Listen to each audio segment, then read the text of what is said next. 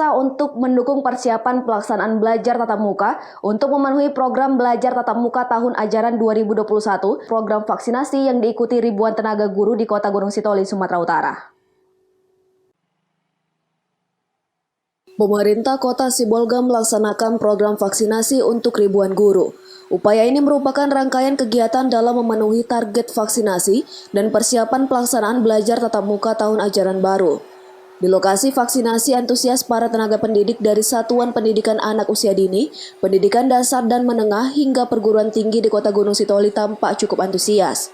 Kegiatan vaksinasi yang berlangsung selama 2 hari ini berjalan sukses. Sebelum divaksin, peserta harus menjalani pemeriksaan kesehatan. Usai menerima suntikan vaksin, tim medis akan melakukan observasi selama 30 menit. Untuk tahap pertama, pemerintah Kota Gunung Sitoli menargetkan vaksinasi untuk 1.065 orang. Selanjutnya, vaksinasi tahap kedua akan dilaksanakan sebelum memasuki tahun ajaran 2021-2022 mendatang.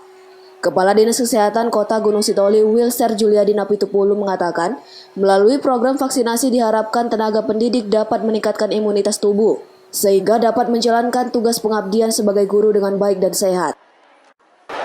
Namun untuk kali ini kita laksanakan dalam bentuk massal, yaitu artinya mengundang kurang lebih sasaran 2.099 orang.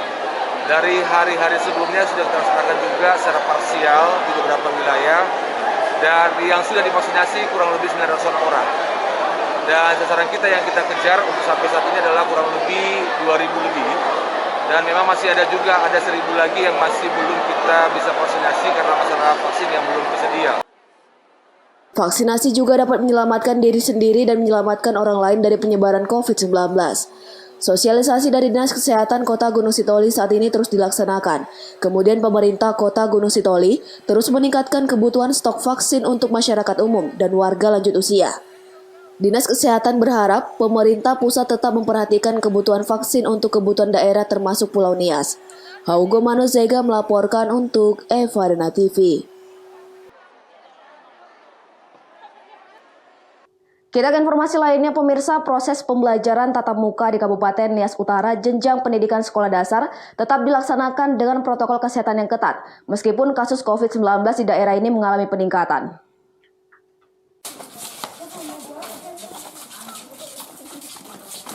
Proses belajar tatap muka jenjang pendidikan sekolah dasar di Kabupaten Nias, Sumatera Utara terus dilaksanakan. Seperti halnya di SD Negeri 071029 Fulolo Salu, Kecamatan Sitolu Ori.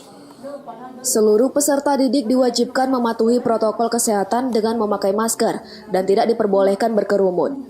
Pihak sekolah juga telah menyediakan berbagai fasilitas seperti tempat cuci tangan dan termogan pengukur suhu tubuh. Proses belajar tatap muka dibagi menjadi 2 shift pembelajaran, yakni pagi dan siang, dengan jumlah siswa yang terbatas, sehingga menghindari kerumunan yang menimbulkan klaster baru.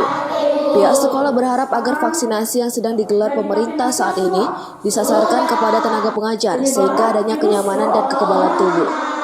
Protokol kesehatan di sini sangat ketat, Pak. Tidak ada yang boleh berkerumun dan harus menjaga jarak 1 meter dan harus memakai masker. Yang tidak memakai masker disuruh pulang untuk mengambil maskernya dan harus mematuhi protokol kesehatan dan tidak boleh berkerumun di luar.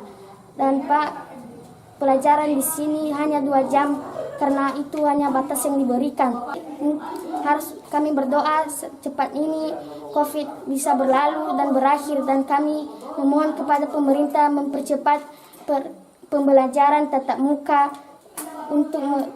untuk sekolah seperti biasanya, dan kami sangat rindu bermain-main kepada teman-teman kami. Ya Pak, di tengah COVID-19 juga di sini Pak tetap pembelajaran.